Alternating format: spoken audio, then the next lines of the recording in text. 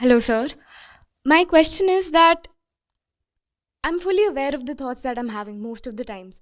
So I feel like ever since, so for a year and a half, I feel like I've been going through something. It's a low phase. I acknowledge the suffering and I know how to come out of it. But then I feel like I keep getting stuck in the same thought cycle again and again. I find an answer and then I'm back at it. Something small happens and then I'm back at the same cycle. The intensity reduces over time. So I feel like if I look back a year and a half ago, maybe it was this big and now it's just itusa and I'm almost out.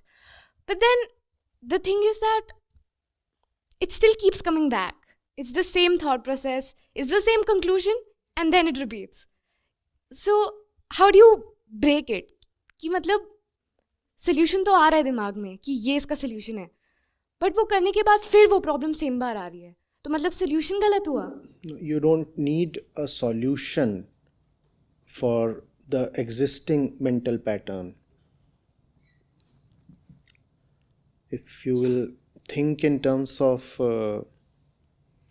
what to do with what's going on in the mind, then you are only providing it with more energy, more respect, more consideration. That just continues the cycle. Thought is important, thought is necessary. One needs a higher plane of thought. One needs a higher object to think about. Involve yourself with something so humongous, so implacable, and so tremendously important that you cannot ignore it even for a second. And then all the petty kinds of little thoughts and nonsense that invade the mind and clutter it, you'll find they don't have space. They are crowded out. If you will keep your mind available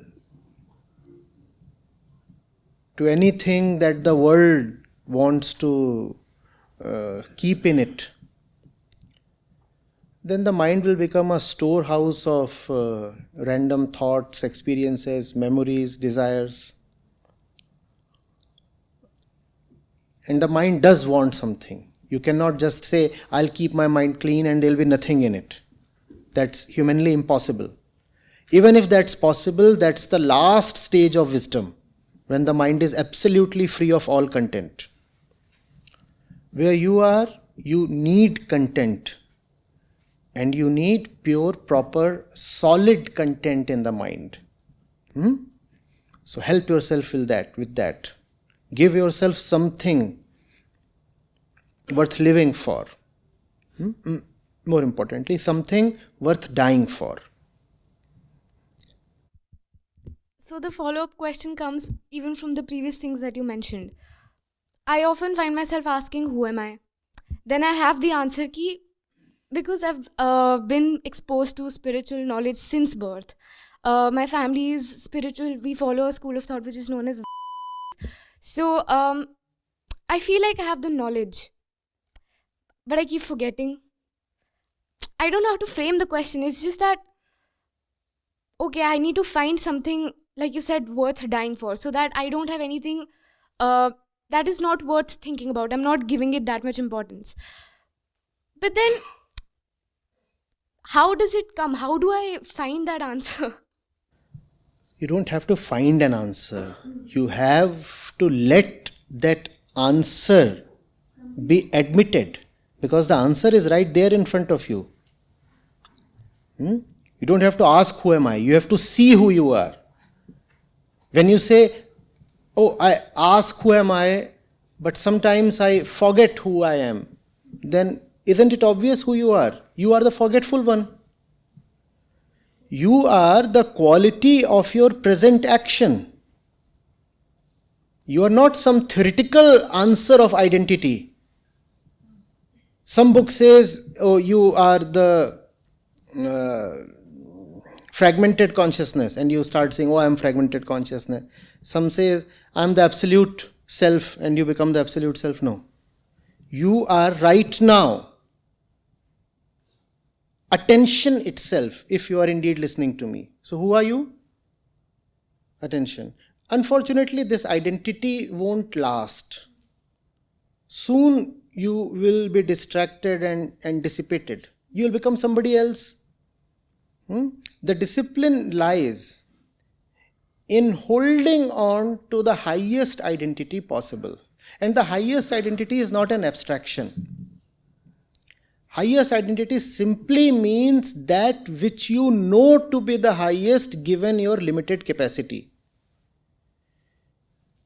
In your limited capacity, limited age, limited experience, limited knowledge, whatever, you still know something to be the highest, right? And I'm talking of knowing, not borrowing. From your own inner honesty, you know something to be important, right? Now stick to that. That's who you should be. That's what should be the proper answer to who am I. Who am I is not a question that you ask yourself in solitude. So you, having done through the usual chores of the day, you sit in a corner and you ask yourself in a ritualistic way, who am I?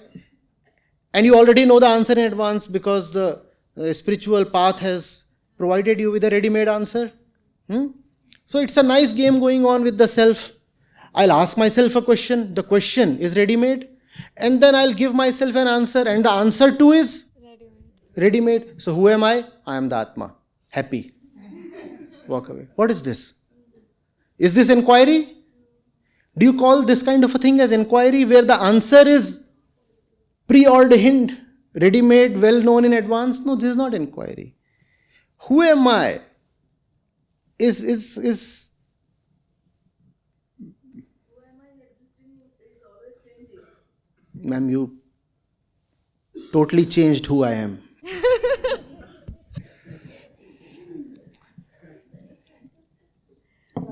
Who am I is a burning torch. It's supposed to totally destroy your illusions. So you are just feasting on something. And 2 minutes before that, you had told yourself that you are the Shuddha Atma. And now you are swallowing the samosa. So who you really are, please tell me. I'm the gluttonous one. That's all. Can I be both? No.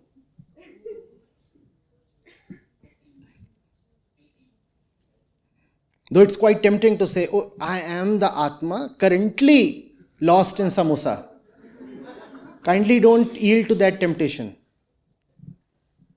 If the samosa is what is dominating your mind, then the samosa is your identity. Accept that even if it humiliates you. That's the tragedy. It keeps changing. What should be the state of mind while having the You already decided that the samosa is a must. But even if the samosa is a must, at least be honest enough to say, I am the samosa lover. Don't say, I am Atma. I am the samosa lover. This change is good or bad? Obviously, please tell me from your own experience. What does this change mean? This change means that you are at the mercy of conditions. And obviously, this change is not something sitting here, engaging in this discussion. You are at a certain level, and that's your identity. And we'll walk out, and then other things will take over, and all the attentiveness will be lost. Do you think that is good? So this change is obviously not good.